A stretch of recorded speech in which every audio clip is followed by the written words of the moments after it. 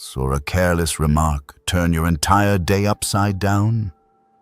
You drive home, yet the only thought echoing in your mind is, "I shouldn't have said that." We imagine ourselves strong, yet the smallest detail can drag our emotions into the depths. It is not because we lack knowledge, but because we have not learned how to face our own inner life. In this noisy world, success is not measured only by degrees or skills, but by the ability to keep a steady mind when emotions rise. The Stoics believed true strength does not lie in changing circumstances, but in mastering our inner response. When you pause and recognize the anger, the fear, or the craving that governs you, you step into a higher level of freedom. And from that silence, you discover the inner power to live with intention rather than being led astray. Let us begin that journey now. 1. Why emotional intelligence matters more than IQ. For decades, modern society has often exalted IQ as the near absolute measure of success. We were taught that those who are smarter, quicker, and better at calculations hold the ultimate advantage in career and life. Yet reality reveals something different. Many with advanced degrees and impressive achievements still find their careers stagnant or their relationships falling apart. They possess knowledge and skills, yet cannot master their own emotions. A single criticism sparks fury, a minor setback brings collapse, a colleague's indifference leaves them stuck in despair. This shows that IQ may open doors, but emotional intelligence EQ decides how we preserve, cultivate, and seize those opportunities. Emotional intelligence matters because it touches the part of us that IQ cannot reach. The ability to understand ourselves and truly connect with others. One may reason swiftly and argue well, but if anger rules, that intelligence becomes a blade swung blindly in the dark, cutting both self and others.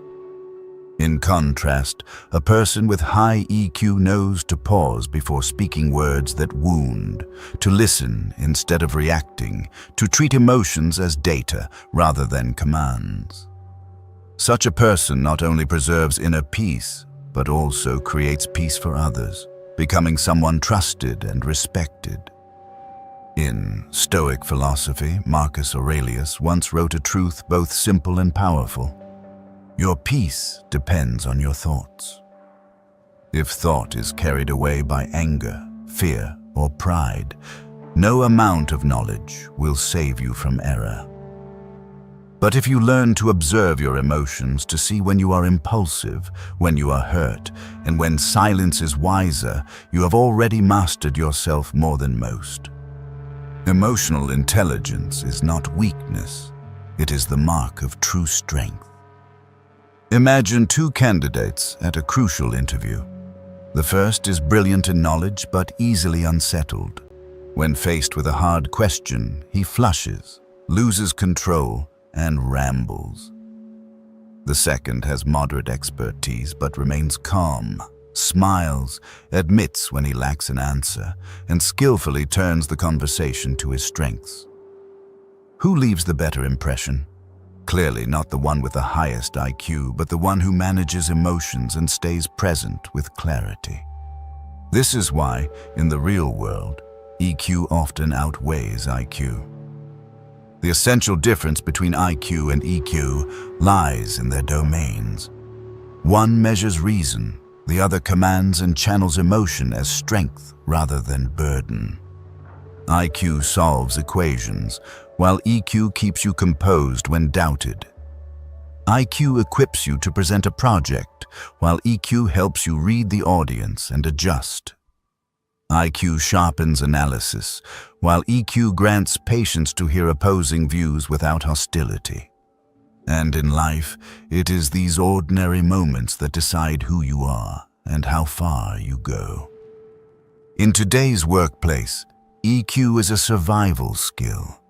A good manager needs not only strategy, but also the discernment to see when an employee is exhausted.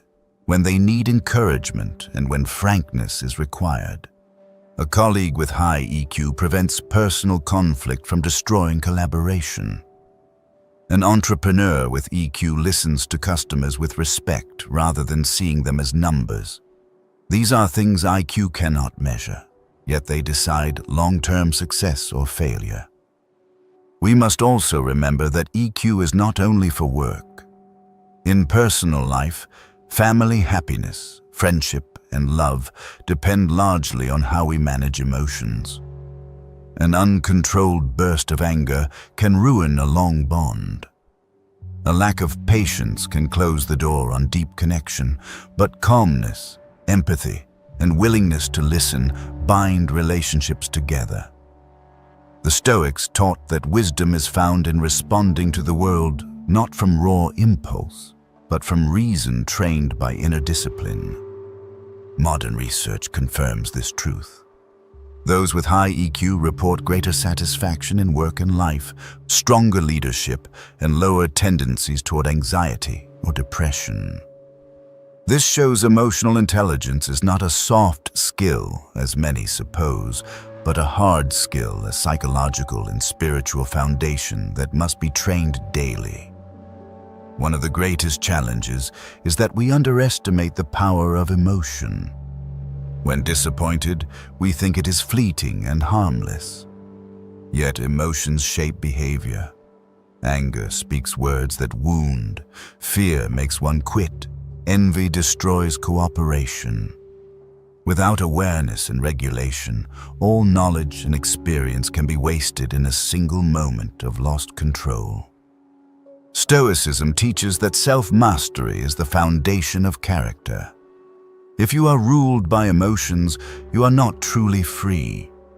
The free person is one who keeps a calm mind even when insulted, who continues work even after failure, who smiles even when misunderstood. That freedom does not come from the world outside, but from within. And to reach it, EQ is the bridge. 2. Emotion, a legacy of the past, a challenge of the present. Emotions were not created by modern life. They are the legacy of tens of thousands of years of evolution, wired into the brain as survival mechanisms.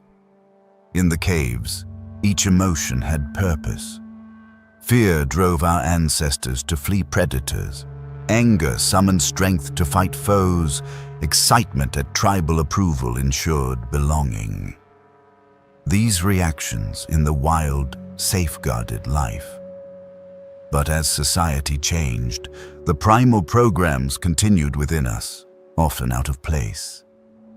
Picture an office worker opening an email from a superior. Need to see you immediately. That alone is enough to quicken the pulse and chill the hands, as if facing a beast in the forest. Or in a meeting, a colleague offers a cold remark, and blood rushes to the face like an ancestral battle cry. Predators no longer stalk us, yet our nervous system reacts to small social signals as though survival were at stake. This is the paradox. A brain built for the wilderness now lives in cities. The challenge is not in having emotions, but in being carried by them blindly. Our ancestors had to react instantly to strange sounds. We often do the same to criticism, though no real danger exists. Sudden anger may cost a relationship. Prolonged worry may exhaust the body. Envy may erode present joy. Emotions once useful now become burdens when unmanaged. Stoic philosophy long recognized this conflict. The Stoics knew emotions cannot be erased, but they can be seen as data, not commands. Seneca warned that much of life's suffering comes not from events, but from our response to them. A cold glance in itself does no harm, but the stories we tell, they despise me. I am not enough, become the real wound. Thus, the challenge is not to avoid emotions, but to transform the way we interpret and answer them. Consider daily life. A student receives a poor grade. Evolution creates shame, echoing rejection by the tribe. Once useful, this feeling now chains him if he sinks into self-condemnation. But if he sees shame as a signal and turns it into motivation to improve, then this primal emotion fuels growth. The same happens at work. A colleague is praised while you are not. Instinct breeds envy, echoing the fear of being left behind. Without awareness, envy poisons collaboration, but with reflection, you see it as a need for recognition.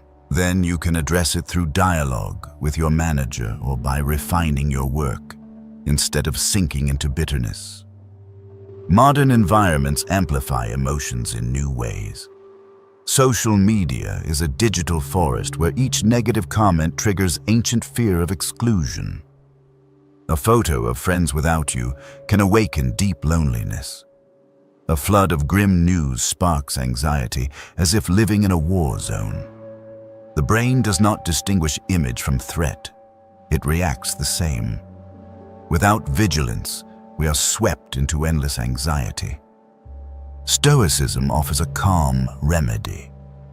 The Stoics urged us to discern what is within our control and what is not. You cannot control who praises or criticizes you, but you can control your response. You cannot stop the world from pouring out bad news, but you can refuse to let it colonize your mind. This does not erase emotions, but puts them in their rightful place. Signals to be observed, not commands to obey. When we see emotions as the past's legacy, we cease treating them as enemies. They once preserved life, but now our task is to guide them rightly. Each time you feel anxious, remember it is but an echo from an age when shadows in the forest meant danger. Each time you feel anger, recall that it once protected survival, but unmanaged, now it destroys what you cherish most.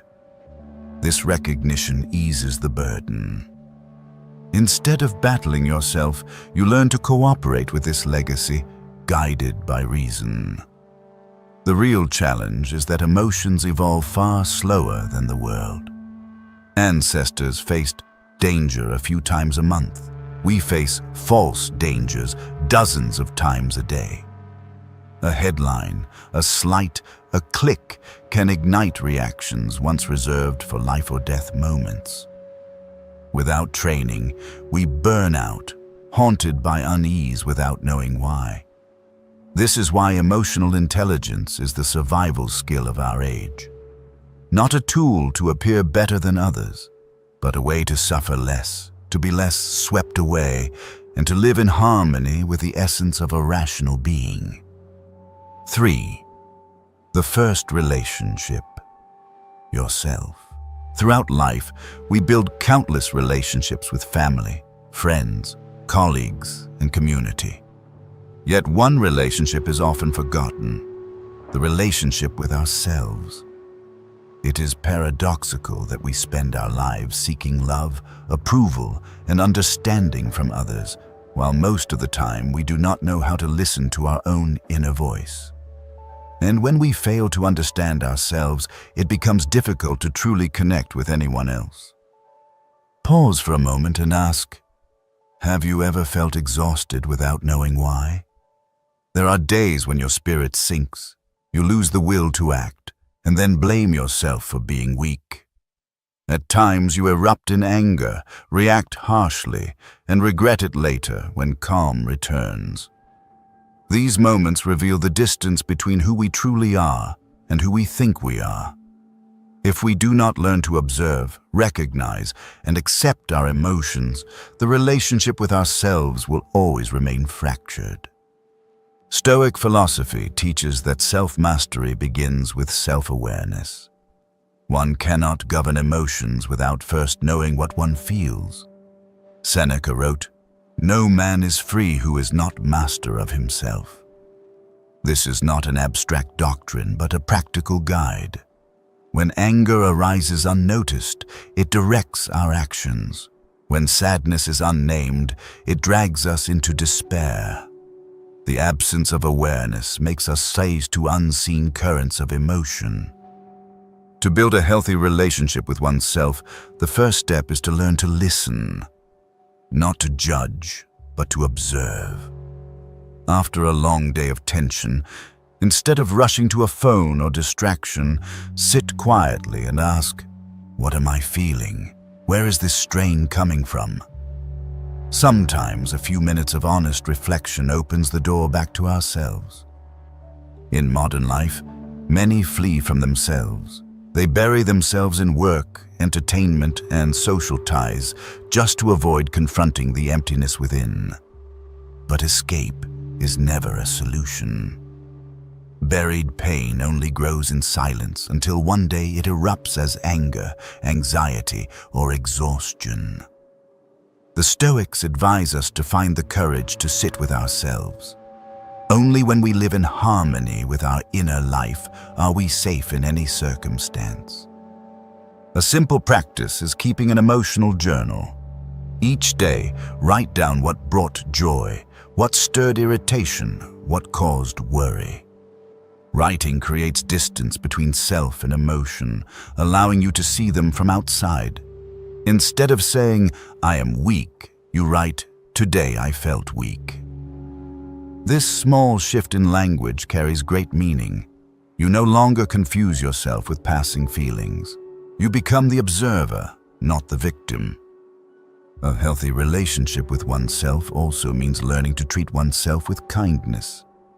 This does not mean indulgence or neglect, but a balance of discipline and compassion.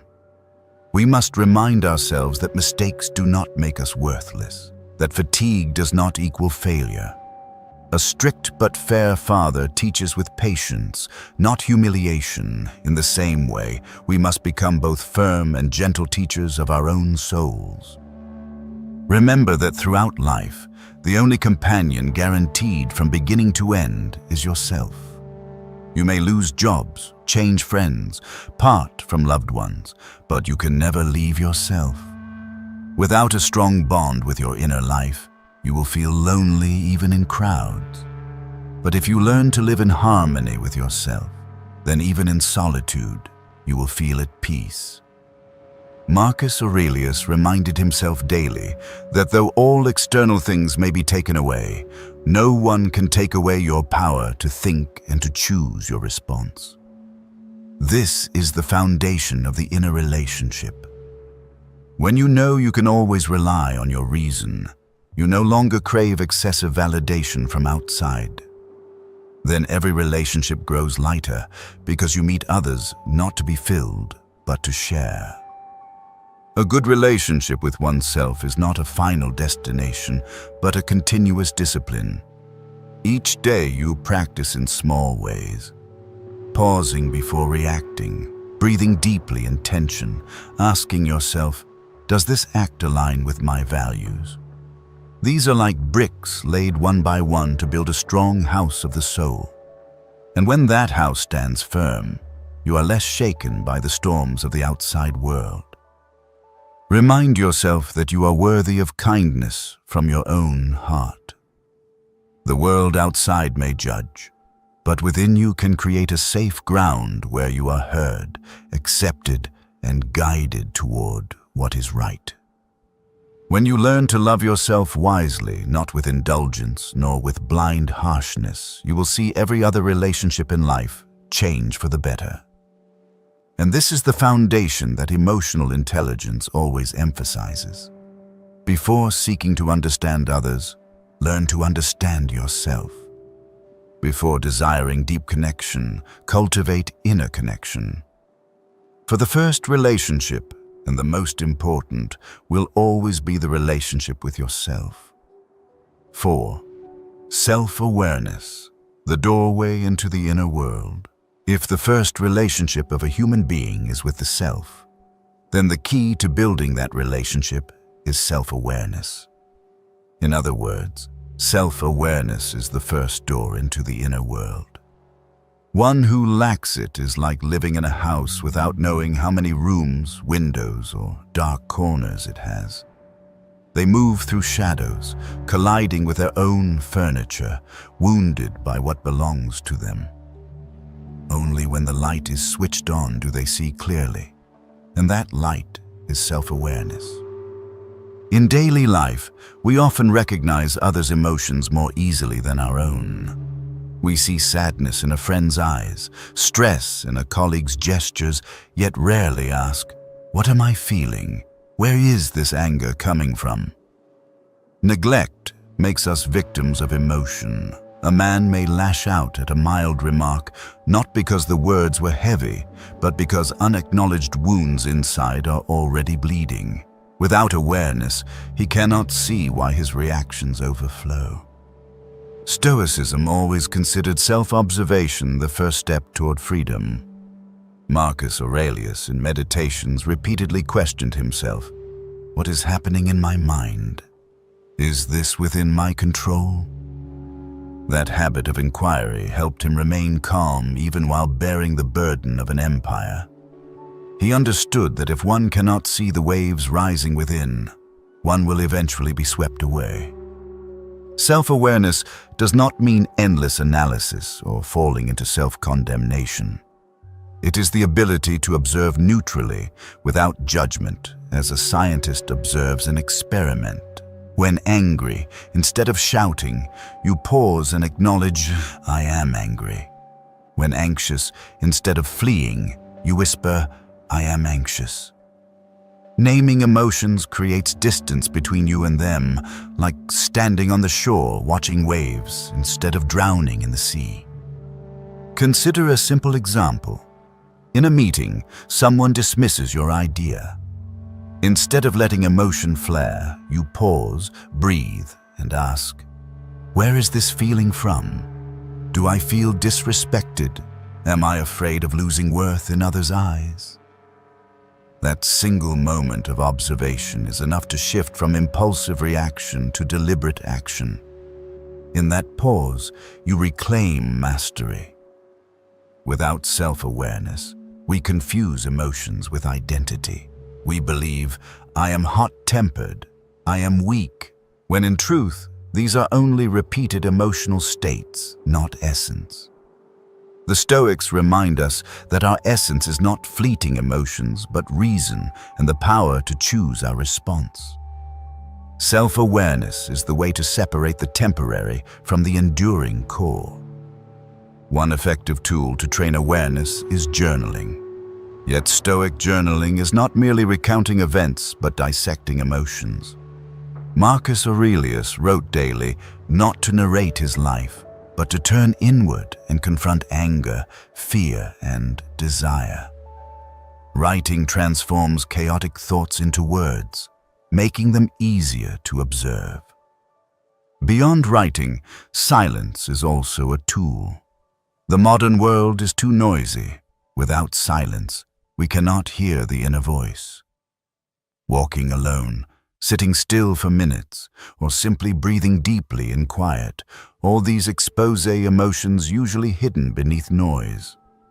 The Stoics called this returning to oneself, a simple act with the power to restore order in the mind. The essential truth is this: self-awareness is not for self-blame, but for self-understanding. When you recognize envy, it does not mean you are wicked. When you see anxiety, it does not mean you are weak. They are signals. And every signal carries meaning. Envy shows the desire for recognition. Anxiety shows the longing for safety. When you grasp the message, you act with wisdom rather than being dragged by emotion. Thus, self-awareness is the doorway into the inner world, a world complex yet filled with answers. You cannot change your life without crossing it. Once you do, you find not only storms inside, but also a quiet sky, a harbor for your soul. The Stoics believe that calmness always exists within, if only we dare to look. And from that place begins the journey of self-mastery. 5. Self-regulation, the strength of the pause. If self-awareness is the doorway into the inner world, then self-regulation is the ability to shape how we walk within it. Many mistake self-regulation for suppressing or denying emotions.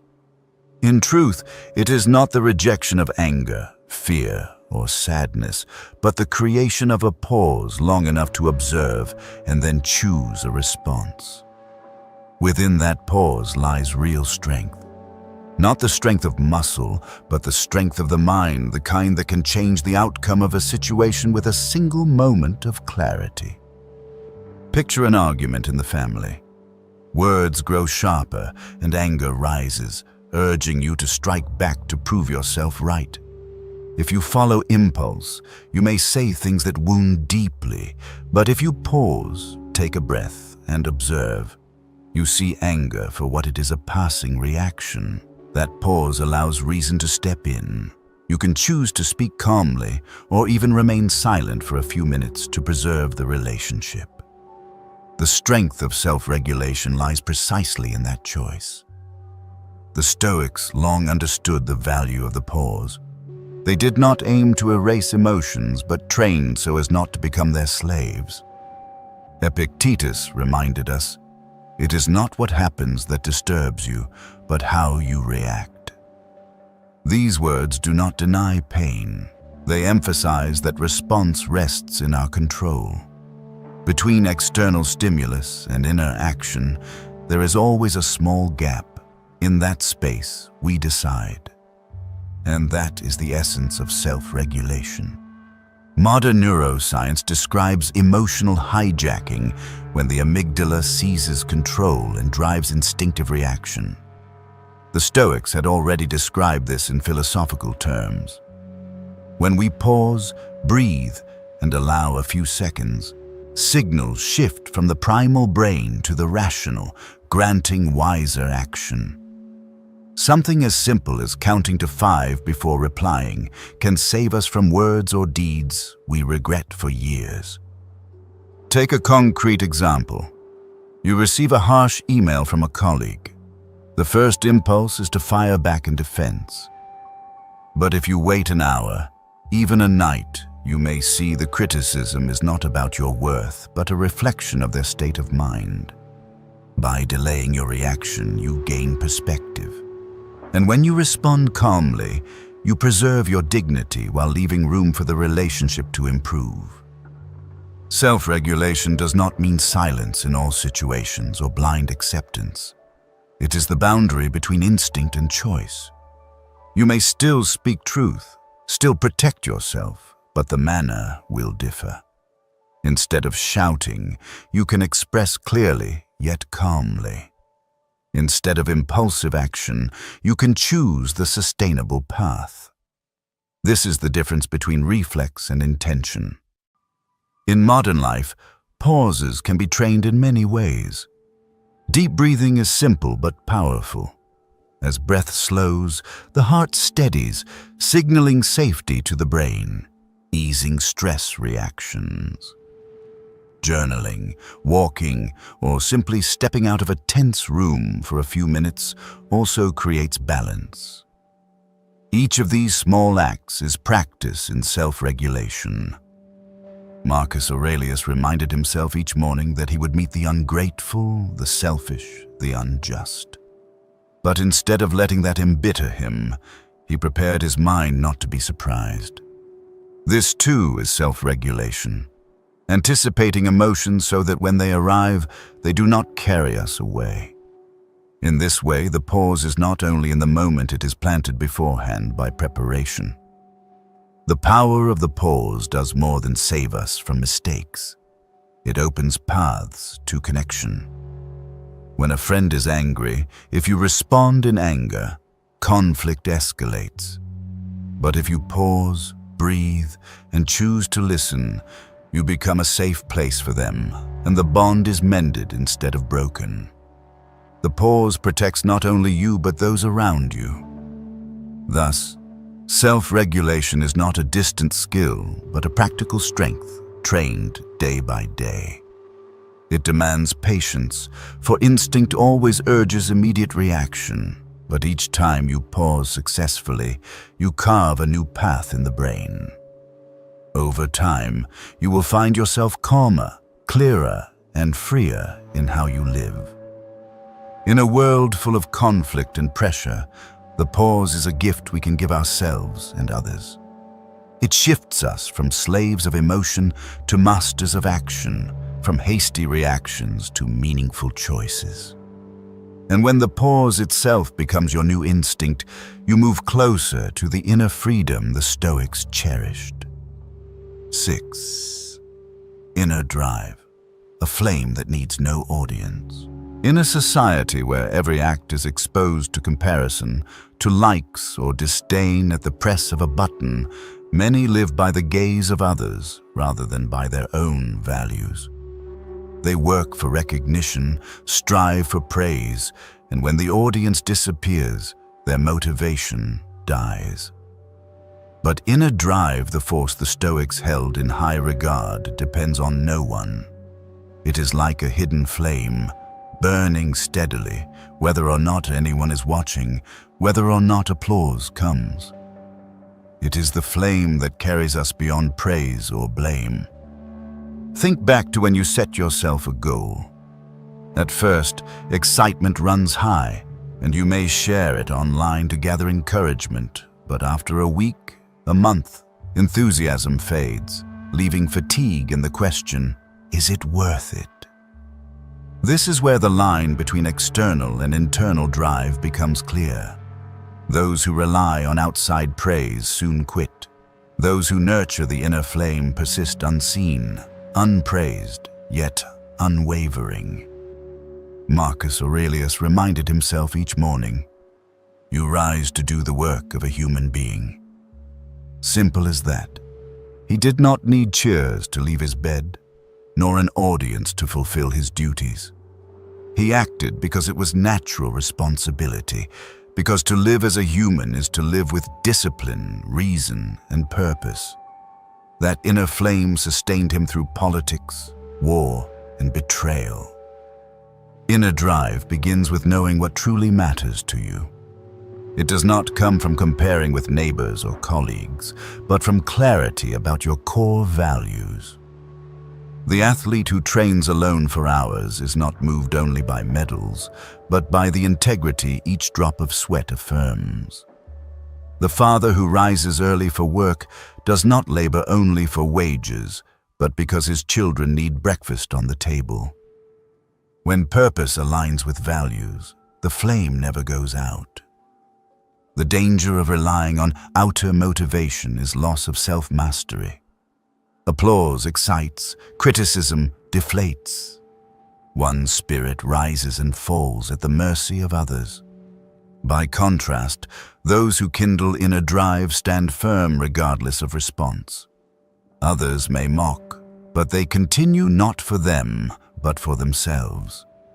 This is the freedom Stoics called living according to nature, living true to reason and virtue, not chasing fleeting approval. Some ask, how do I keep motivation when I feel no inspiration? The answer is that you do not need inspiration, you need habit. Inspiration is like the wind, here and gone. Habit is like the ground, steady and enduring.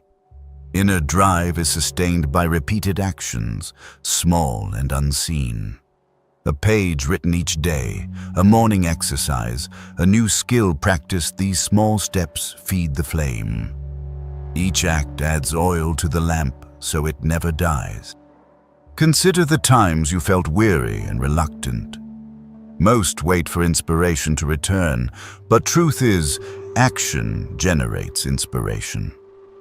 The longer you delay, the weaker the flame. Only by starting, even with the smallest step, do you reignite the fire. An artist does not wait for a mystical muse. He sits, takes up the pen, and lets the work unfold. So too, a disciplined mind does not wait to feel but acts, and through action, feelings follow. Inner drive offers another gift: protection from envy and toxic competition. When you act from your values, Others' success no longer diminishes yours. They may run faster or further, but their path does not erase the worth of yours. The Stoics urged us to focus on what lies within our control, and inner drive is precisely that.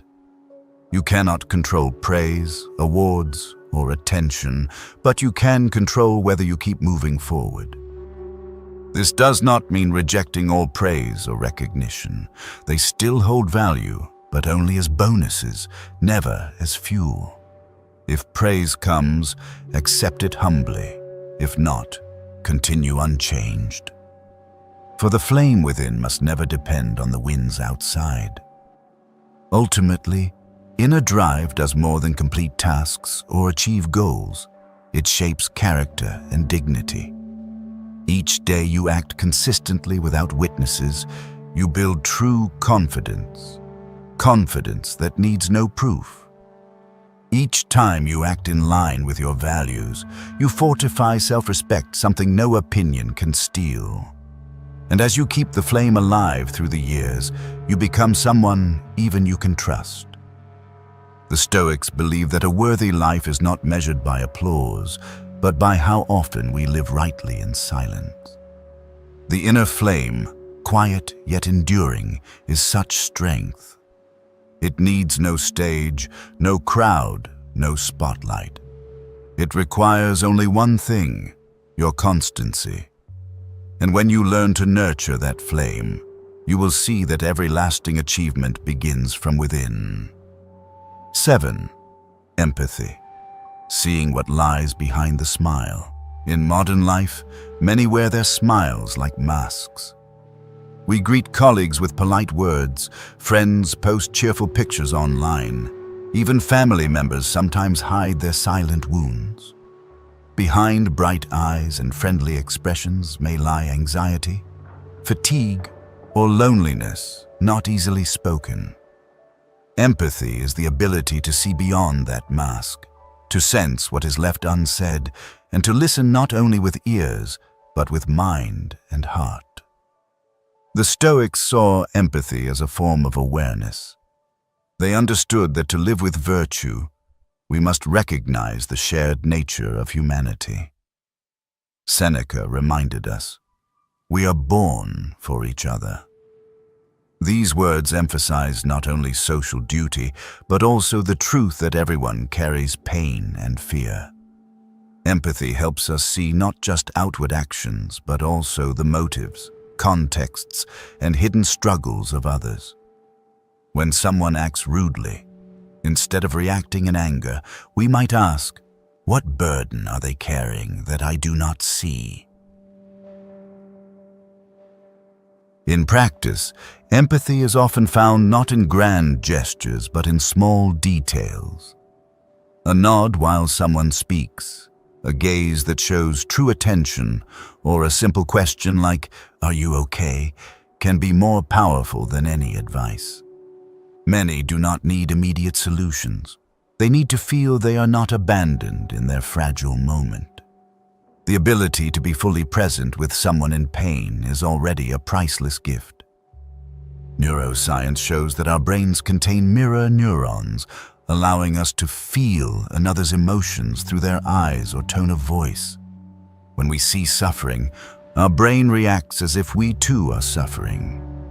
This is the biological root of empathy, a capacity that has helped humans survive as a community for tens of thousands of years.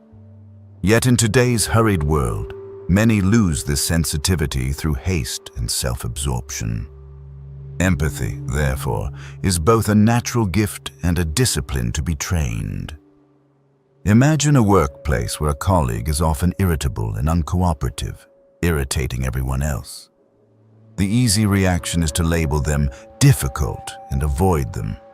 But if you take time to ask, you may find they are caring for an ill parent or struggling with financial strain.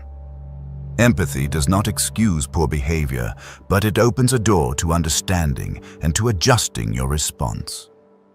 Instead of confrontation, you may choose patience, and that can transform the whole atmosphere. The Stoics taught that tranquility is not indifference to others' pain, but the steadiness to listen and share without being swept away. That is why empathy requires self-mastery. If you cannot govern your own emotions, you risk being consumed by others' sorrow or anger. But when you are steady, your presence becomes a refuge for them, like a safe harbor in the storm. At times, empathy needs no words. A friend grieving a loss does not need lectures about time healing wounds, nor empty platitudes. They need you beside them, silent but present, so they know they are not alone. A handshake, a hug, or simply sitting together in silence may carry more strength than any speech. The Stoics called this acting in accordance with nature, responding to the real needs of another, not what we think they ought to need. Empathy is also the bridge that sustains lasting relationships. Without it, we easily misunderstand, grow defensive, and let pride destroy bonds. But when we see fear behind anger, weariness behind curt words, or the longing for recognition behind boasting, we respond with gentleness. We no longer fight for victory in arguments, but work to preserve connection. In an age where loneliness is greater than ever, empathy is not just a social skill, but a moral duty. It reminds us that every face hides a story, and we never truly know it if we only glance at the surface. When we choose to listen instead of judge, to ask instead of label, we plant a seed of trust. Over time, that seed may grow into friendship, cooperation, or simply the comfort that helps someone endure a hard day. Empathy is not about seeing others as they appear, but about seeing yourself in them. When you recognize another's pain and recall your own, you become more humble and more compassionate. The Stoics remind us that we share the same fate. All will suffer loss, all will be wounded. Thus, the best gift we can offer one another is understanding and kindness. Empathy is the first step on that path. 8. Social skills, the art of connecting without losing yourself. Human beings are social creatures. No one can exist entirely alone. Yet here lies the paradox.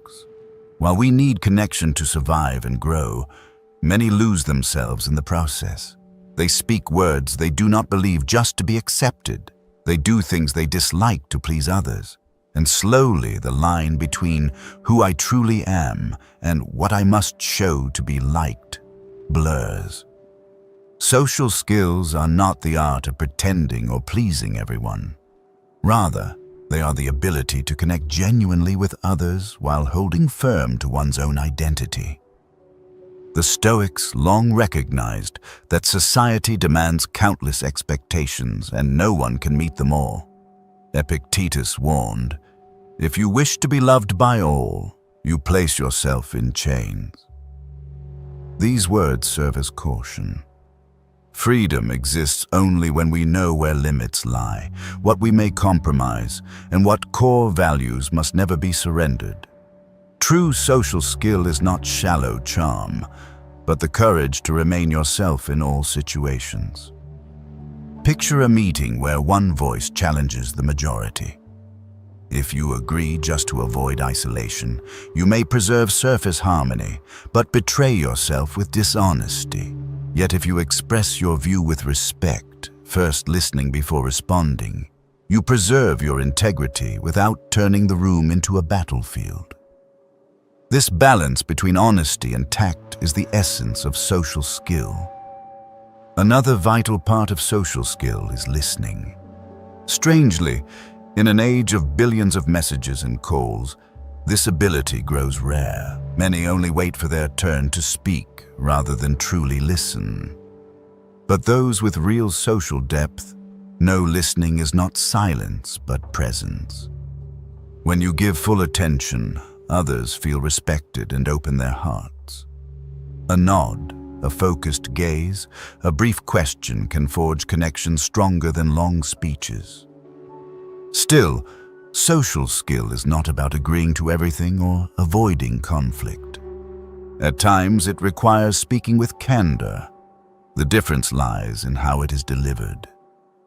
Saying, "You are always wrong," provokes defense. But "I see it differently. Perhaps we could try this," invites dialogue. The strength of social skill lies in turning conflict into understanding rather than division. In the workplace, social skills can determine whether a team is fractured or united.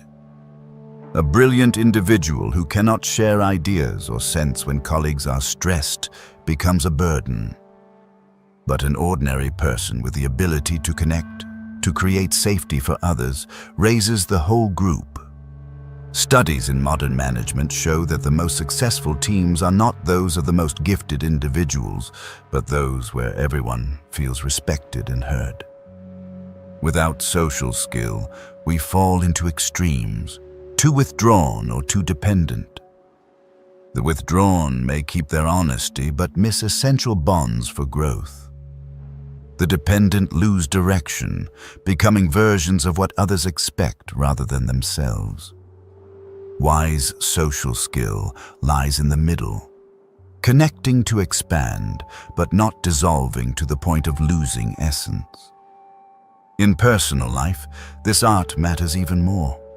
A lasting friendship is not perfect agreement, but respect for difference. A healthy romance is not endless pleasing, but dialogue through disagreement. The Stoics remind us that love and friendship must be rooted in truth. If you must hide who you are to keep a relationship, it will collapse in time. Perhaps the greatest lesson of social skill is this: do not turn it into manipulation. Too many use it to flatter, to persuade, to gain advantage. But such bonds are fragile because they rest on falsehood. True social skill must rest on integrity. You need not be the most charming, witty, or eloquent. You need only be genuinely caring, able to set boundaries, and willing to live true to your values. Marcus Aurelius wrote, "A person of worth does not live for the praise of others, but to be worthy of themselves."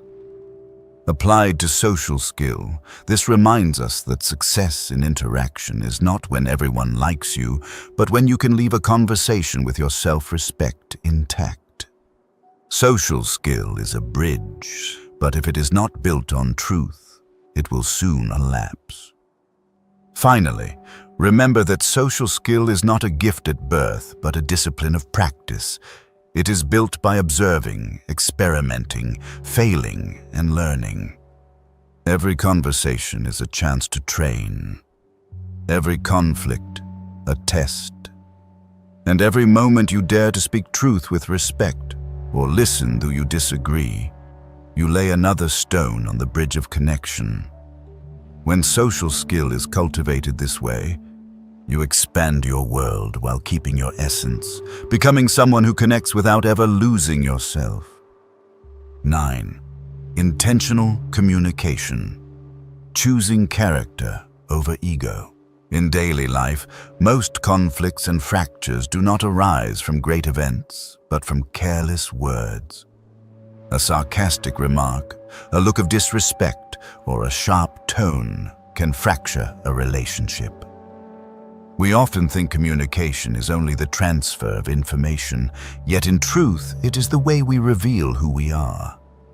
Every word we speak is a choice, to act from character or to act in defense of ego, and this is what separates the wise from those ruled by impulse. The Stoics regarded speech as a tool for practicing virtue, not for displaying the self. Seneca once wrote, "One cautious word is worth more than 1,000 rash acts." This reminds us that intentional communication means using words to build, to connect, not to harm or to tear down. While the ego seeks to prove itself right, character seeks only to preserve dignity and respect for others. Imagine a simple situation. You are criticized by a colleague in front of many. Ego urges you to retaliate instantly so as not to lose face. But character whispers, choose calm, choose clarity. You might respond with a gentle yet firm phrase, thank you for your input, I will reflect on it. Such words neither deny yourself nor wound another. They keep you in control, not captive to emotion. Intentional communication also means knowing when to remain silent. Many arguments do not persist for lack of logic, but because each side wants the last word. Yet, as Marcus Aurelius wrote, you are not compelled to have an opinion about everything. Timely silence is a form of powerful communication, showing that you choose character over the need to win. Sometimes silence is the only way to protect inner peace and avoid adding fuel to fire. A key principle of intentional communication is to ask, what is my true aim in this conversation? If the goal is only to gratify ego, you will speak to win. But if the goal is to preserve the relationship, protect truth, or work toward resolution, your tone and words will change. The emotionally mature do not communicate to prove cleverness, but to cultivate understanding. In close relationships, intentional communication becomes even more vital. When weary, we often say things that wound those we love most. And the paradox is that we are harshest with those closest, trusting they will forgive. Yet words leave scars, and scars accumulate through the years. Emotional intelligence means pausing before reacting, choosing words not for ego's momentary release, but for lasting connection. This does not mean suppressing all feeling. Intentional communication is not concealment, but expressing truth with dignity. If dissatisfied, say so, but with the aim of resolution, not punishment. Instead of accusing, you never care about me, you might say, when you overlook this, I feel abandoned. Different expression can decide whether a conversation becomes a door opening or a wall closing. In the workplace, intentional communication reflects leadership. A manager who criticizes in anger may sow fear but never true respect. In contrast, a leader who offers timely praise, direct yet constructive feedback, inspires loyalty and cooperation. Their strength lies not in ego's power, but in character expressed through every word. The Stoics emphasized that words can heal or destroy. Epictetus advised, remember you have 2 ears and 1 mouth, so you may listen more than you speak. This is not merely humility, but a guide for intentional communication. To listen is to place character above ego, for ego seeks to interrupt, while character seeks to understand before answering. Intentional communication also frees us from regret. How many times have you wished you had not spoken a certain word? Careless speech can ruin friendships, cost opportunities, or scar families. But if you pause to ask before speaking, is this necessary? Is it kind? Does it reflect my character? You will lessen future regrets. Intentional communication is not merely a skill for dealing with others. It is a way of shaping oneself. Each time you choose character over ego, you strengthen your core. Each time you choose kind truth over harsh impulse, you grow stronger. The Stoics believed character is not forged in grand moments, but in daily choices. And communication is where countless such choices are made. When you learn to speak less, but with clarity, to listen more but judge less, to guard dignity rather than chase ego, you move closer to inner freedom. And that is the highest prize. For in the end, victory in communication is not silencing others, but ensuring you are not ruled by your own immediate emotions. That is character. And when communication becomes intentional, you realize you are not merely speaking, you are training the soul. 10. Emotional intelligence at work. leading with calm. In the workplace, professional skill is often praised as the key to success. Yet over time, it becomes clear that skill alone is not enough. A team of brilliant individuals without cohesion is like an orchestra without a conductor. Many instruments, each playing their own, but no music. What unites a group toward a common goal is not force, but a quiet strength called emotional intelligence. And at its core, especially in leadership, is calm. Calm is not cold silence nor indifference to difficulty. It is the ability to keep clarity even when all around is chaos. A leader with high EQ does not need to shout to wield authority, nor rage to motivate. They inspire through steadiness, like an anchor in rough seas. In tense meetings, the presence of one who remains calm can settle the atmosphere and create space for clearer thought. The Stoics long stressed the importance of self-mastery.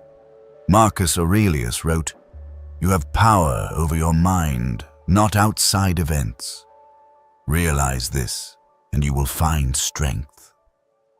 Applied to work, this reminds us that a great leader is not one who prevents every crisis, but one who does not let crisis rule the mind. Their calm becomes a model for others and a signal that, however difficult the moment, a path forward remains. Imagine a major project approaching deadline when a serious technical failure arises. If the leader panics, scolds, and blames, pressure multiplies and errors compound. But if they take a breath and say steadily, "We have a problem, but we will solve it step by step. Let's first look at the cause." Immediately, the team feels less strain and more focus. Calm does not erase problems, but it keeps collective reason clear. Calm in leadership also sustains fairness. When driven by personal emotion, we judge with bias favoring one, harsh on another. But when observing with composure, we see the essence of the issue rather than reacting to prejudice. Employees sense this and trust that their effort will be recognized in a fair environment, not swayed by moods. EQ at work shows not only in big decisions but in daily conversations. A reminder can be encouragement or a wound depending on tone. The calm leader knows every word carries weight, so they choose carefully, guarding against letting momentary anger destroy trust. They understand real authority is not fear, but trust. Calm also enables leaders to do what many avoid: listen. In organizations, good ideas often die unheard because the speaker lacks influence or does not fit the leader's preference. But a leader with EQ sets ego aside to listen, knowing strong teams are not built on uniformity but on combining diverse views into complete solutions. Calm keeps them patient enough to hear fully. In fierce competition, calm preserves long-term vision. Ego seeks immediate victory, but character insists that lasting outcomes are the true goal. Leading with calm means not chasing surface achievements, not sacrificing ethics for short-term gain. It is how trust is built, an invisible asset more enduring than profit. A telling example is Abraham Lincoln. Amid the darkest days of civil war, he faced constant criticism, political strain, and grief. Yet instead of lashing out, he wrote letters of anger. He never sent venting emotion without destroying relationships. That calm preserved trust among allies and became the foundation that guided the nation through its darkest trial. On a smaller scale, each of us can practice this at work. When criticized, instead of reacting, ask, "Is this from truth or from a wounded ego?" When a colleague errs, instead of blaming, ask, "What happened and how can I help improve it next time?" Such questions preserve character while creating a safe space for growth. Calm does not make a leader weak. On the contrary, It reveals inner strength. For it takes great courage to remain composed under pressure, deep confidence to listen instead of dictate, and firm resolve to choose dignity over ego. This is why in work, emotional intelligence with calm at its core is as vital as, if not greater than, technical skill. Leadership is not limited to managers. Anyone can lead with calm. The employee who stays steady while others panic, the colleague who encourages instead of criticizes, even the intern who admits mistakes instead of shifting blame, all show leadership by character. Such moments create lasting influence, for people are moved more by calmness than by noise. 11. Emotional intelligence in the family. The true test. If the workplace is the battlefield of competition, then the family is the deepest test of emotional intelligence. At work, we can wear masks, adjusting behavior for respect or for goals. But at home, where masks fall away, the rawest truth of emotion is revealed. We may be polite with a boss, patient with colleagues, yet quick to lash out at a spouse or child. This paradox shows that those we love most often bear the weight of our lack of self-control. And here lies the true test of EQ: how to preserve character in the place we feel safest. The Stoics often warned of false freedom. They taught that if we cannot master our emotions, we are slaves not to others, but to our own impulses. In families, these impulses may appear as wounding words, sudden rage, or prolonged indifference. Small cracks that seem harmless can, over time, deepen into unbridgeable rifts. Thus, emotional intelligence in the family is not merely a skill, but the foundation that sustains connection. Imagine a common evening. You return home after a long day, exhausted, pressure-heavy, and a single awkward comment from a loved one sparks anger. Ego presses to react instantly. "Why can't you understand me?" Or, "You're always like this." But EQ urges you to pause and ask, is this really about them, or just my own fatigue seeking release? That pause marks the line between a heated argument and a calm conversation. In marriage, EQ shows in the ability to listen without judgment. When conflict arises, instinct drives us to defend our stance. But if both seek only victory, both will lose. Those with EQ ask, what matters more, the argument's victory or the bond itself? Many marriages collapse not from lack of love, but from the absence of empathic communication. A hand clasp after disagreement, a gentle word, "I understand you are tired too," can dissolve a day of tension. Between parents and children, EQ takes another form: teaching by example. Children do not learn from lectures, but from how parents respond to emotion. When parents scold harshly at mistakes, the child learns anger as a tool. But when parents lower their voice, meet their child's eyes and say, "I know you're upset about cleaning up, but it's necessary," the child learns to name feelings and regulate behavior. EQ in parenting is not avoiding conflict, but turning each conflict into a lesson in restraint and kindness. One of the hardest lessons of EQ in family life is knowing how to apologize. We often think apologies weaken us, especially with children. In truth, sincere apology reveals strength. It teaches children that everyone errs and that dignity lies in owning mistakes. When a parent says, "I lost my temper, I'm sorry," they not only repair the crack, but plant seeds of humility in their child's heart. EQ in family also means recognizing and respecting difference. Each member is a world with their own feelings and views. Many parents err by thinking parents are always right, forcing children into molds. But emotional intelligence reminds us that love is not control, but companionship. The Stoics spoke of living in accord with nature, and in family this means letting each person be who they are, not who we impose. In sibling bonds or with aging parents, EQ shows through patience. We easily tire of repeated habits, outdated opinions, or minor needs.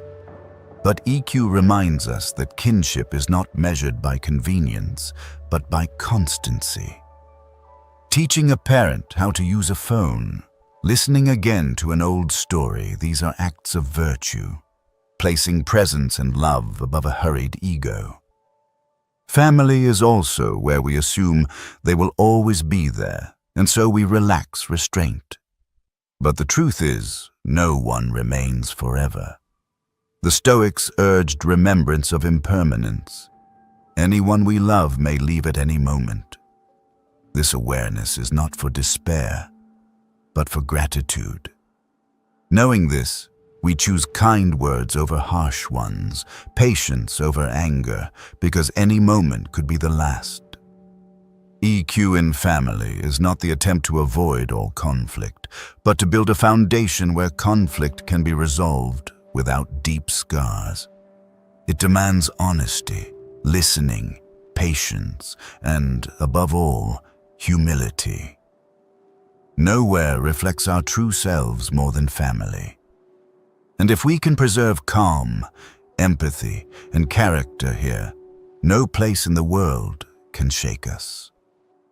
12. Building confidence from within. Throughout life, many mistake confidence as something given by others. A boss's nod, a friend's praise, or the applause of a crowd makes us believe we have worth. Yet such things are only paint on the surface, bright for a time, but washed away by the rain of criticism. True confidence does not come from outside, but from within, from knowing who we are, living by what we value, and holding consistency between belief and action.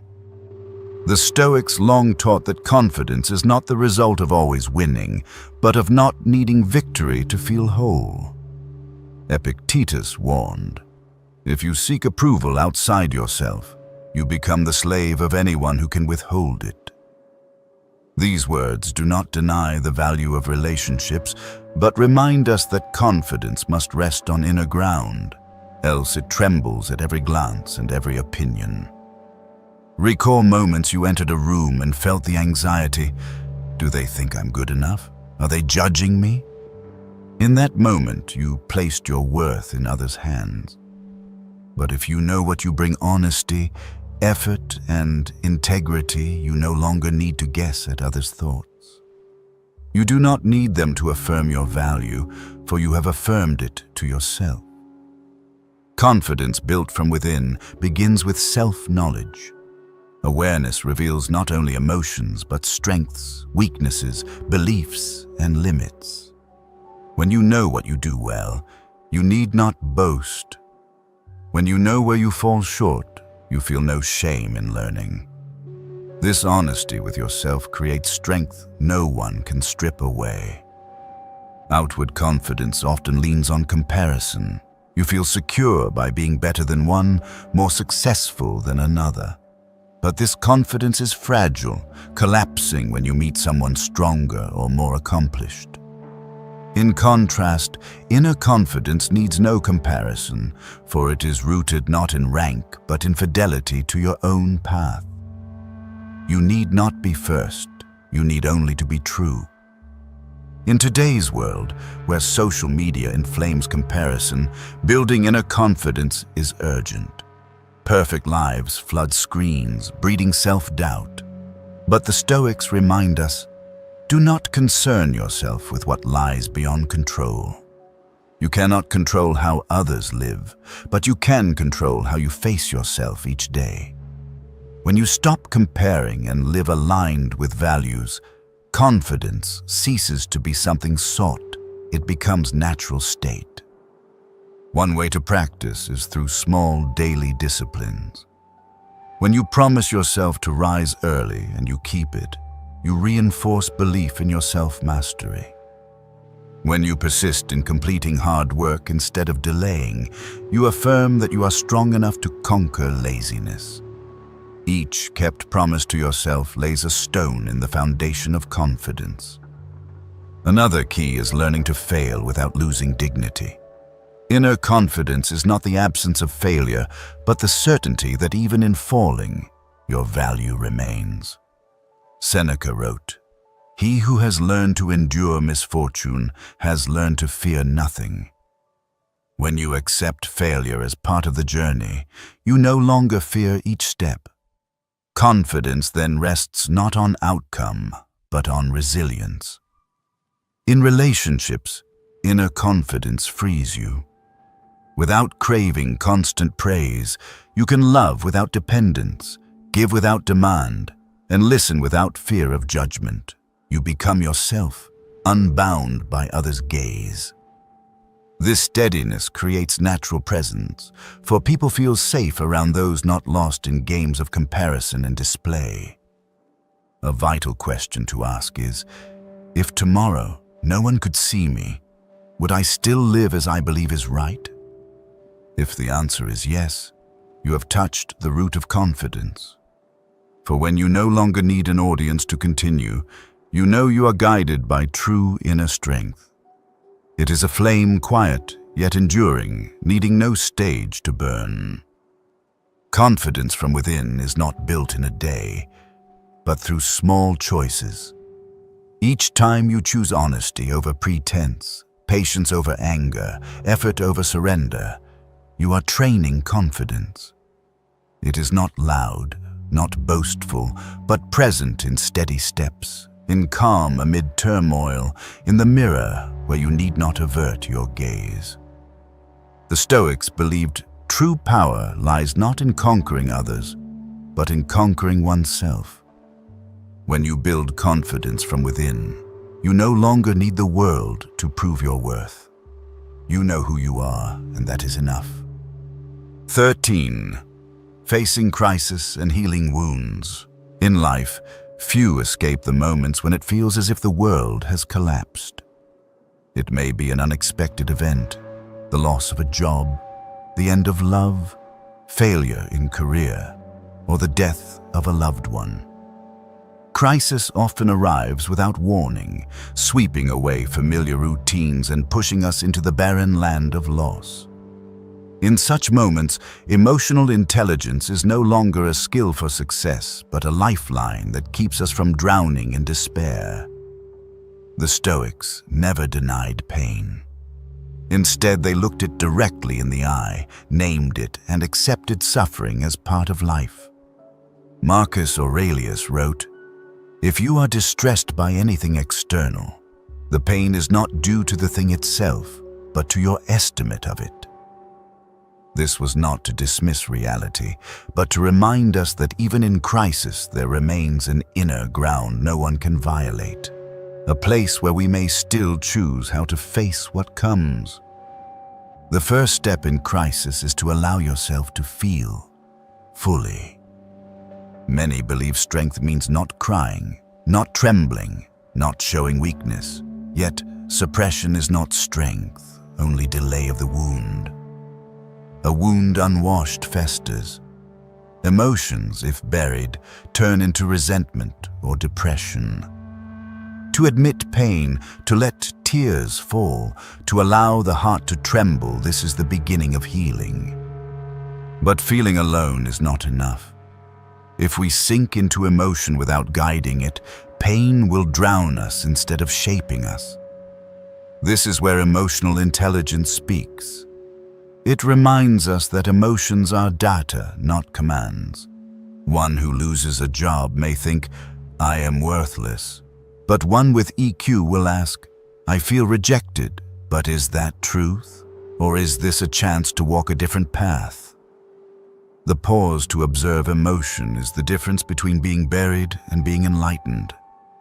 Crisis is also a mirror of our attachments to what is outside. We grieve not only for loss itself, but because we have tied our identity to what is gone. When love ends, It feels as if the self is destroyed, for we had fused our being with that love. When career fails, we feel our worth vanish, for we had bound it to title or achievement. The Stoics remind us, nothing external is ours forever, not even the body. The only thing truly ours is the power to choose our attitude. A crucial step in healing is to separate the event from the story the mind creates. The event is simply, the person left, the job ended, the money is gone. But the story becomes, I am unlovable, I am a failure, life is unjust. It is the story that breeds most of the suffering. When we change the narrative, new paths open. Instead of, I was abandoned, we may say, I have been given back the freedom to love myself. Instead of, I lost everything, we may whisper, I have the chance to begin again, lighter. Healing also requires patience. In a world addicted to speed, we often seek instant cures. But wounds of the soul, like wounds of the body, need time, care, and gentleness. There are no shortcuts through crisis. What we can do is live each day, nurture small habits, journaling, meditation, honest talks with a trusted friend. Each small act is a stitch sewing the soul back together. At times, crisis teaches what no school can, the strength of vulnerability. When we dare to face our pain, we become gentler with the pain of others. One who has lost parents understands deeply another's grief. One who has endured depression learns to truly listen when a friend feels lost. Wounds, if faced and healed, can become light to guide others. The Stoics did not seek to avoid crisis. They treated it as training. Seneca advised, accustom yourself to think often of death, of loss, so when it comes you will not be unprepared. This is not to cultivate despair, but readiness. By rehearsing loss in thought, we learn to treasure the present, and when crisis comes, we are not swept away. Another key part of healing is forgiveness for others and for oneself. Many remain wounded not by the event, but by reliving it in bitterness. They think holding anger protects them, but it only imprisons them in the past. Forgiveness is not approval of wrong, but freedom from the chains of hate. And we must forgive ourselves too, for often we are both victim and culprit of the wound. Endless self-blame deepens pain, but self-forgiveness begins freedom. Crisis also reminds us of impermanence. No joy lasts forever, but neither does sorrow. Like storms, crises can rage but eventually pass. The question is how we stand while waiting, trembling in panic or calm, seeking refuge within. The one with emotional intelligence chooses the latter, knowing every outer storm is small compared to inner steadiness. In the end, facing crisis and healing wounds does not make us invincible. It does not erase emotion, but teaches us to live with it without being ruled. It does not promise a life of only light, but gives us a lantern to walk through darkness. And each time we emerge from crisis, we find ourselves deeper, gentler, and stronger. The wound remains, but as a mark of growth, no longer a chain. 14. Advanced social strategy. The power of calm. In the modern world, success rests not only on knowledge or talent, but also on the ability to navigate relationships. You may excel at your work, but if you cannot remain calm when attacked, or cannot adjust your words in sensitive moments, you risk losing opportunity. At a higher level, social skill is not just being friendly or talkative, but the ability to remain calmly present in all situations, leading without imposing. Calm in communication is not forced silence or repression. It is the state the Stoics called ataraxia, tranquility of mind. The calm person is not drawn into power games, nor easily provoked. They observe, they listen, they wait for the right moment to speak. And their calmness becomes a quiet power, making others feel safe and willing to listen. Picture a tense meeting. Colleagues argue, voices overlap, the air is heavy. Amid the chaos, the one who sits still, observing with composure, becomes the most compelling. When they finally speak, their calm voice carries more weight than all the shouting before. Calm does not shout to prove itself, it radiates strength by being rare and trustworthy. The Stoics knew haste in reaction is a sign of lost control. Seneca wrote, "The angry man always hands power to another." When you lose calm, you lose not only your image, but hand others control of your emotions. But when you remain calm, no one dictates your attitude or your dignity.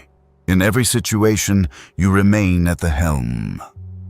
Advanced social strategy is not tricks or persuasion techniques, but self-mastery before influence. A calm person in dialogue need not speak much, but every word is clear, free from ego's defensiveness or the hunger to prove. This creates natural trust.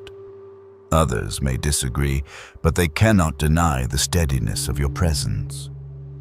In the workplace, calm decides how conflict is handled.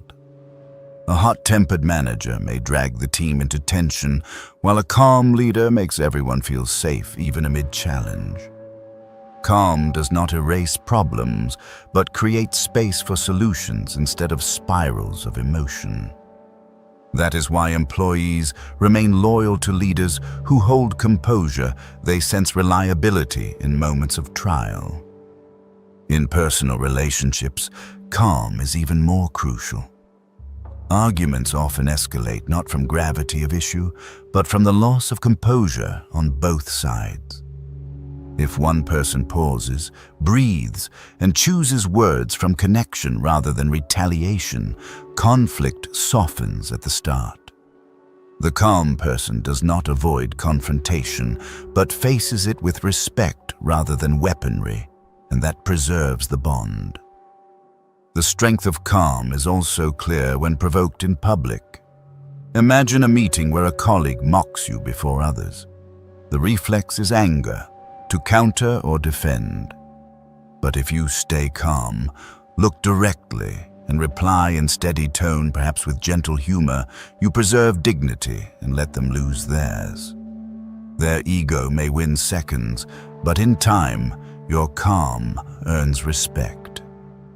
Calm is also the ground of lasting social presence. Those who seek attention with loud words or showy acts may impress briefly, but their noise fades. Calm, by contrast, plants trust in others.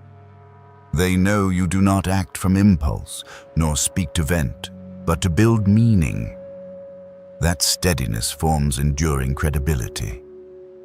Practicing calm is not repression, but self-observation. Each time your heart races, your voice rises to argue. See it as signal to pause.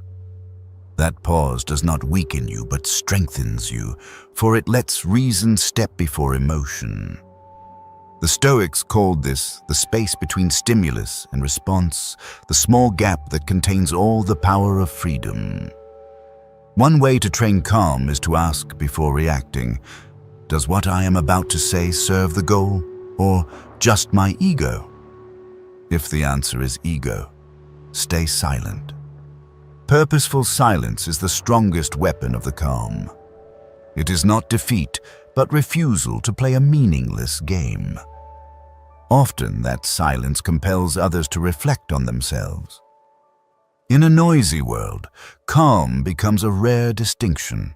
It makes you stand out, not by seeking impression, but by being the one not swept by chaos. People come to you not only for advice, but because your presence itself brings peace. And this is advanced social strategy. You do not need to control others, you need only to master yourself. The Stoics believed calm is not a gift at birth, but the fruit of daily practice. Every tense moment is training, every conquered impulse a small victory. Gradually, you find you no longer react instantly to provocation, but can observe, choose, and respond with clarity. Then you rise to a higher art of living, not only mastering emotion, but turning calm into a source of influence. When you become calm amid storms, you not only protect yourself from needless harm, you become a refuge for others. True strength is not in making people fear you, but in making them feel safe. And in that safety, you wield greater influence than any technique of persuasion. 15. EQ, a lifelong journey. There are skills we learn in a course, practice for a few months, and then consider complete. But emotional intelligence is not one of them. It is not a certificate to hang on the wall, nor an achievement to display on a resume. EQ is a journey that lasts a lifetime, where every day is a new lesson, and every stumble is a chance to train more deeply. The Stoics always saw life as an endless practice.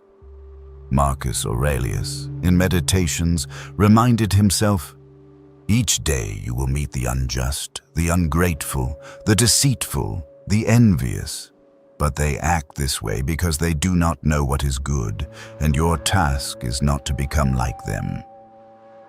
These words remind us that even an emperor is not immune from emotional trials, and that emotional intelligence has no finish line. It is lived in each morning, each conversation, each unforeseen event life throws our way. Why is EQ a lifelong journey? Because human emotions never stay fixed. They shift with each stage of life. In youth, we wrestle with the need for affirmation and the fear of rejection. In adulthood, we face the pressures of career, family, and social duty. In old age, we learn to let go, to face illness, and to endure the passing of those we love. Every stage brings new challenges for EQ, and no single formula applies forever. EQ cannot be completed, only deepened. Beyond this, the environment changes constantly. In just a few decades, we have seen technology, social media, and cultural shifts reshape life. Each change carries a new emotional challenge. Invisible rivalries online, loneliness amid hyperconnection, the pressure to constantly perform.